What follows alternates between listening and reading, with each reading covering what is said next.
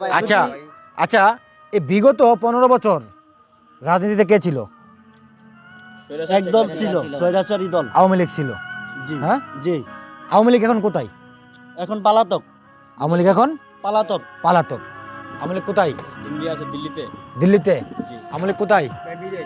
বিদেশ। হ্যাঁ, আওয়ামী লীগ কেন পালিয়ে গেছে বাংলাদেশ থেকে বলতে পারো?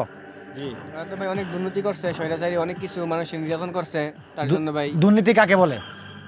দুর্নীতি ভাই ইয়া করছে, ওরা চাঁদাবাজি করছে, ইয়া করছে, অনেক কিছু সন্ত্রাসী করছে, সন্ত্রাসী, মানুষকে গুম খুন করছে নাকি? খুন করছে। আর ওই জন্য ওরা পালিয়ে গেছে। পালিয়ে গেছে। যাক, শিক্ষিত কি ব্যাপার তোমার?